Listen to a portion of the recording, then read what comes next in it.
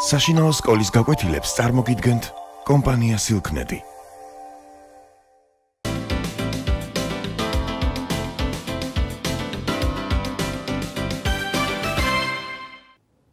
მოგესალმებით. ჩვენ ვისაუბრებთ ერთ ეპიზოდზე ილია ჭავჭავაძის მოთხრობა გლახის ნაამბობიდან. ამ ეპიზოდში მოთხრობილია თუ როგორ ასწავლის მოძღვარი მღვდელი ხალხს, როგორ უხსნის წიგნის მნიშვნელობას, ესე იგი, როგორ უხსნის თუ როგორი აუცილებელია, რომ ადამიანმა იცოდეს წერა-კითხვა, რომ მან შეძლოს წიგნების წაკითხვა. საერთოდ, როდესაც ილია ჭავჭავაძე გამოვიდა საზოგადოებრივ ასპარეზზე მე-19 საუკუნეში, თავის მეგობრებთან ერთად, მან დაისახა მიზნად უპირველეს ყოვლისა ქართველი ერის განათლება. ეს იყო ძალიან მნიშვნელოვანი, იმიტომ რომ ახალ დროში უკვე ბრძოლა წარმოებდა არა იარაღების მეშვეობით, არამედ სწორედ ცოდნის მეშვეობით და ყოველი ერის განვითარებისთვის აუცილებელი იყო, რომ ამ ერს ყოლოდა ბევრი განათლებული ადამიანი.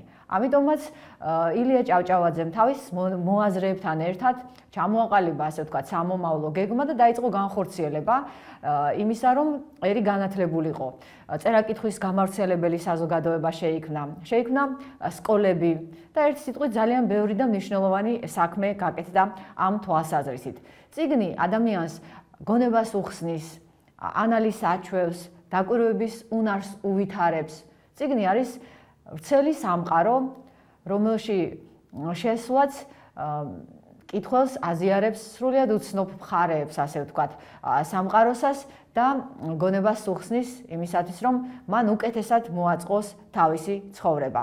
ერთი სიტყვით გავიხსენოთ ახლა ზედმიწევნით ეს ეპიზოდი. ძალიან მნიშვნელოვანია, რომ მღვდელი ამ ეპიზოდში წარმოჩნდება როგორც ერის მოძღვარი, როგორც ერის სულიერი წინამძღოლი და მართლაც ასე უნდა იყოს ქვეყნისთვის. ძალიან მნიშვნელოვანია თუ როგორი სასულიერო პირები ყავს, როგორი ზნეობრივი მაგალითის მიმცემნი არიან ისინი ქვეყნისათვის და მღვდელი ამ ეპიზოდში სწორედ ასეთია.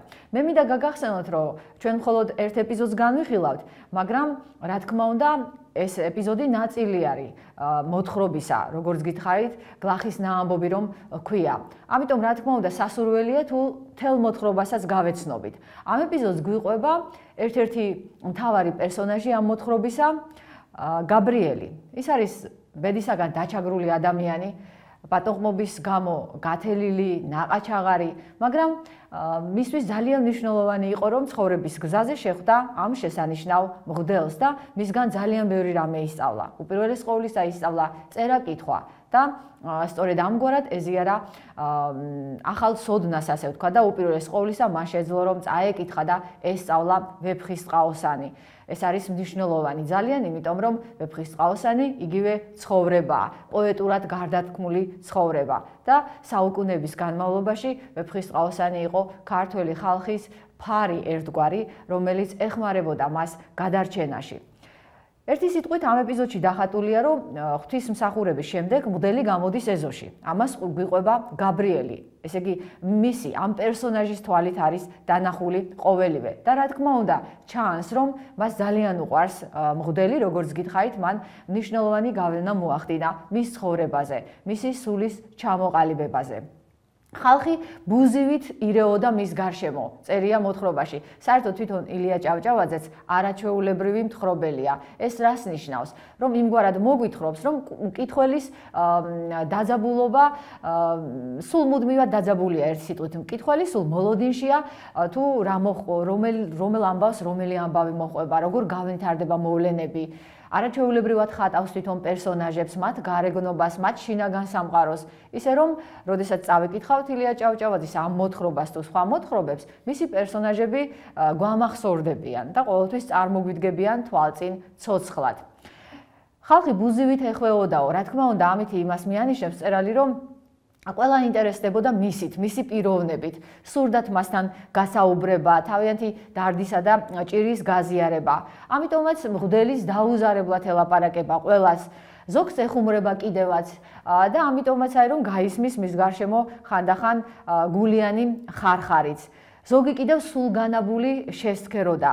თითქოს დაჯერებულია იმის პირიდან ოქრო გადმოვარდებაო. აი ასეთი ადამიანებიც იყვნენ და რა თქმა უნდა, ეს ძალიან მნიშვნელოვანია, რომ სასულიერო პირის მიმართ სწორედ ამგვარია დამოკიდებულება, იმიტომ რომ ადამიანებს ჯერათ, რომ ის აუცილებლად სიბრძნეს იტყვის, იმგვარ რამეს იტყვის, რაც მათ გამოადგებათ ცხოვრებაში.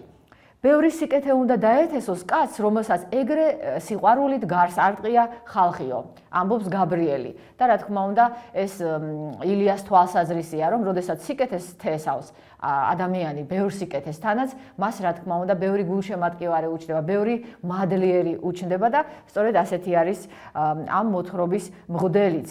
მას ეთყობა ბევრჯერ გაუწვდია ხელი დაჩაგრულისათვის და უნუგეშოსთვის ნუგეში მიუცია. დაცემული ფეხზე წამოუყენებია და თვითონ გაბრიელიც ისე შესქერის მას, როგორც მწყურვალი, ასე წერია პირდაპირ, რომ წყალი რომ მოსწყურდება კაცს, ისე მომწყურდა იმისი სიტყვების გაგებაო. ესე იგი ადამიანს სჭირდება როგორც მატერიალური საზრდო ხორციელი არსებობისთვის, ასევე სჭირდება სულიერი საზრდო და ხანდახან სულიერი საზრდო უფრო მნიშვნელოვანიც კია.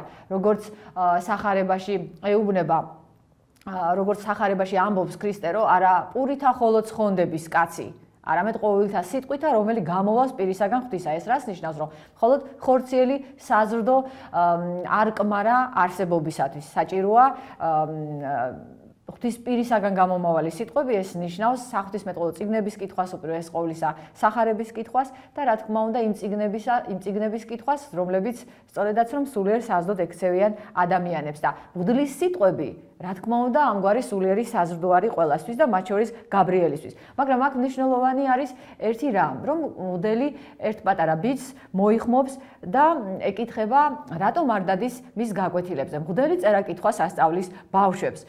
ბავშვმა თავი ჩაღუნა, პასუხი ვერ გასცა და შემდეგ ხმა მოიღო და უთხრა, რომ მამამისი უკრძალავდა. რა თქმა უნდა, მღვდელს ძალიან ეწყინა, შეშფოთდა ამგვარ პასუხზე და გადაწყვიტა, რომ პატარა ბიჭის მამას დაალაპარაკებოდა. ამ ბიჭის მამა პეტრე არის გლეხი, რომელიც დილიდან საღამომდე შრომობს. მას ეთყობა, რომ არის ძალიან გონება გახსნილი, ამიტომაც ლაპარაკი აქვს ძალიან ხატოვანი, მეტყველი, ანდაზებს მოიხმობს საუბრისას. საერთოდ ილია ჭავჭავაძე მიცოდა, რა თქმა უნდა, რომ ქართველი ხალხი იყო გონიერი, რადგან სწორედ ამ ქართველმა ხალხმა დაიზეპირა უპირველეს ყოვლისა ვეფხისტყაოსანი და თაობიდან თაობას გადაეცემოდა. ამ ხალხმა შექმნა არაჩვეულებრივი ანდაზები და ამ ხალხმა შექმნა არაჩვეულებრივი ფოლკლორი. მაგრამ ილია მიცოდა, რომ საჭირო იყო წერა-კითხვაც, ასე თქვა, წერა-კითხვის შესწავლა და არა მხოლოდ ზეპირი გზით გადაცემა ცოდნისა, არამედ უკვე წერილობით. და ერთ სიტყვით ძალიან საინტერესოა ამ პეტრესთან მღვდლის საუბარი. პეტრე ცდილობს, რომ აუხსნას თუ რატომ უკრძალავს თავის შვილს სწავლა-განათლებას. ის ამბობს, რომ საერთოდ ჩვენთვის მთავარია, რომ დავამუშავოთ მიწა, მივიღოთ საზრდო და ამას ძალიან ლამაზად გადმოსცემს თავის დამოკიდებულებას მიწის მიმართ. დღე-დაღამ ოფლი უნდა წუროთ და პური ისევ ჭამოთ. ღმერთს ეგრე უბრძანებია, ოფლითა თქვენითა მოიპოვეთ პური თქვენიო. და წიგნი რა ჩვენი საქმეა? დედამიწა არის ჩვენი წიგნიო. ვენაცვალე იმის მადლს, როცა დედამიწას მწვანე ხავერდივით ჯეჯილი გადაეკვრება, ის არის მისი ყდაო. აი წარმოიდგინეთ, უბრალო გლეხი კაცია, მაგრამ როგორ ლამაზად წარმოაჩენს სამყაროს მშვენიერებას, მას დედამიწა წარმოუდგება თვითონ წიგნად და მართლაც სწორი მსჯელობაა და კარგი მსჯელობაა და ეს ილიამაც იცოდა, რა თქმა უნდა და მისმა პერსონაჟმა, ამ მღვდელმაც, რომ ცხოვრებაც ძალიან დიდი წიგნია. თუმცა ილია ფიქრობდა, რომ ადამიანმა ცხოვრებისეული გამოცდილება და წიგნიერი გამოცდილება ერთმანეთს უნდა შეუსაბამოს და შეუხამოს. ოთარ ანთქვრივის თავარი პერსონაჟი გიორგი არის ძალიან ჭკვიანი ადამიანი და სწორედ ცხოვრებისეული გამოცდილებით აქვს მას შეძენილი ცოდნა. და სწორედ მასზე როდესაც ფიქრობს თავარი პერსონაჟი ერთ-ერთი არჩილი, ის ასე დასკვნას აკეთებს, რომ არც უწიგნობა ვარგა და არც მარტო წიგნებიდან გამოხედვა. უწიგნო თვალთა ხედვისის არის მოკლე, მაგრამ მარტო წიგნებითაც შორს ვერ წავა ადამიანი. ერთი სიტყვით ამ პეტრემ, როგორც გითხარით, ძალიან კარგად იცის ცხოვრებისეული წიგნი. მას აქვს ამისი გამოცდილება. ის ამბობს, რომ დედამიწა მართლაც მათთვის დედა არის, რადგან იგი აძლევს გლეხკაცებს სწორედ საზრდოს და ჩვენთვის მთავარი არის შრომა, გამუდმებული შრომა და კუჭის გაძღობაო. მღვდელი ეთანხმება პეტრეს ასეთ მსჯელობას, მან იცის რომ რა თქმა უნდა მთავარი მართლაც არის შრომა, მაგრამ ეს იმას არ ნიშნავს რომ ადამიანმა წერა-კითხვის სწავლაზე უარი თქვას.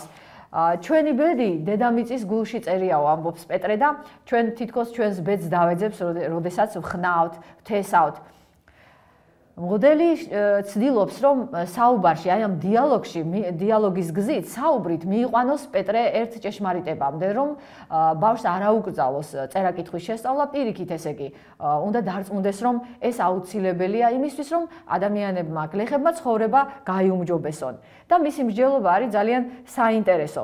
ის ეუბნება, რომ არ გცოდნოდა, რომ ცეცხლში რკინა რბილდება, რომ არ გცოდნოდა, როგორ უნდა გამოკვეთოთ სული, ბარი, ეჩო და სხვა იარაღები. შენ ხო ვერ შეძლებდი მიწის დამუშავებას და მოსავლის მოყვანას. ესე იგი, აქცენტს აკეთებს მღვდელი საუბარში სწორედ ამ სიტყვებზე, რომ არ გცოდნოდა და პეტრეც ეუბნება, რომ კი, აუცილებელი იყო ყოველივე ამის ცოდნა. და მღვდელი ჩაეკითხება, კი, მაგრამ საიდან გაქვს შენ ეს ცოდნა? და პეტრე უპასუხებს, რომ მამა პაპისგან გადმოესა ტრადიციულად. და ეს ძალიან მნიშვნელოვანია, რომ პეტრე ამბობს ასეთ სიტყვებს, რომ მე თვალი მქონია, მინახავს, ყური მქონია, მსმენია, გულის ყური მქონია, მივხვედრივალ, ხსოვნა მქონია, გონებას ჩამჩენია. ესე იგი, ის რა თქმა უნდა არის ძალიან ჭკვიანი ადამიანი, რადგან აი ამ თვალებს, გონებას, ყოველივეს იყენებს იმისათვის, რომ გარკვეული ცხოვრებისეული ცოდნა დააგროვოს. თუმცა მოძღვარი ასეთ რამეს ეუბნება, შენ რომ სხვა ადამიანების გამოცდილებაც გცოდნოდა, განაუკეთესი არ იქნებოდა შენთვის და შენნაირებისთვისო? პეტრე რა თქმა უნდა ეთანხმება, მაგრამ მას ვერ წარმოუდგენია, როგორ შეიძლება რომ სხვების გამოცდილება მან იცოდეს.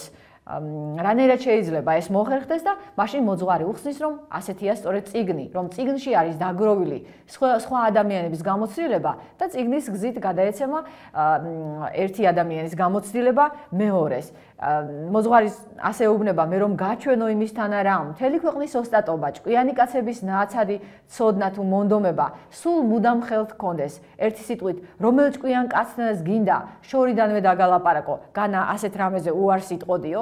ამგვარი რამ პეტრეს თავდაპირველად მისნობა გონია, ჯადოქრობა გონია, შეუძლებელი გონია, რომ ამგვარი რამე არსებობდეს, მაგრამ მოძღვარი დაუმტკიცებს, რომ სწორედ ეს არის წიგნი და სწორედ წიგნს შეუძლია ამგვარი რამ, რომ შორეულ ქვეყნებში მცხოვრები ადამიანების გამოცდილებაც კი გადასცეს, ესე იგი, პეტრეს.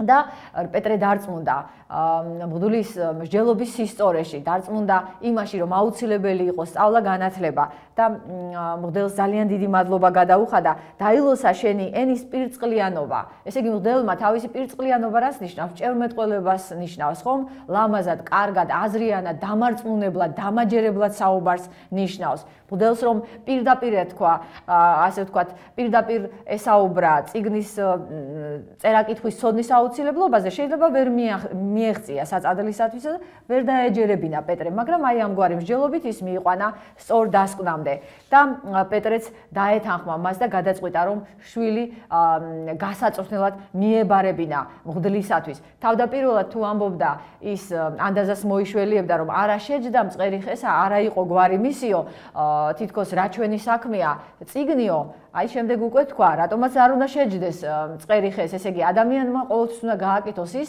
რაც მისთვის იქნება სარგო, მისი სულისთვის, გონებისთვის, მისი ცხოვრებისთვის. ამიტომაც გამოხატა თავისი მოწიწება, თავისი თაყვანისება მღვდლის მიმართ, იმით რომ გადაწყვიტა, რომ ხელზე მთხვეოდა, თუმცა მღვდელმა არ აკოცნინა ხელზე, დალოცა მისი შვილიც და გადაწყვიტა, რა თქმა უნდა, პეტრემ, რომ მის შვილს ესწავლა და შეემეცნებინა სამყარო და ცხოვრება ამ გზითაც. ამ მოთხრობაში ბევრი კიდევ კარგი ანდაზა არის გამოყენებული, რომლებსაც წარმოთქვამენ ადამიანები და რა თქმა უნდა ილია ჭავჭავაძემ კარგად იცოდა, ზემოთაც აღნიშნეთ, რომ ხალხი იყო ბრძენი და რომ ხალხის მიერ შექმნილი ძალიან ძვირფასი საგანძური არსებობდა ამ ფოლკლორის სახით, ამ ანდაზების სახით, რომელსაც თვითონაც და სხვა მწერლებიც, ასე ვთქვათ, ეწაფებოდნენ და იყენებდნენ თავიანთ წერილობაში, მაგრამ თავარი იყო ის, რომ ამ გლეხკაცობას ესწავლა და განათლება გამოეყენებინა როგორც საკუთარი ცხოვრების გაასაუმჯობესებლად, ასევე ქვეყნის საკეთილდღეოდაც. რა თქმა უნდა, ძალიან მნიშვნელოვანი არის წიგნების კითხვა, რაც უფრო მეტ წიგნს წაიკითხავს ადამიანი, მით უფრო გაიზრდება სულიერად და მით უფრო იოლად მოიკიდებს ფეხს ცხოვრებაში და მით უფრო ბევრ სასიკეთო საქმეს გააკეთებს. გმადლობთ ყურადღებისათვის.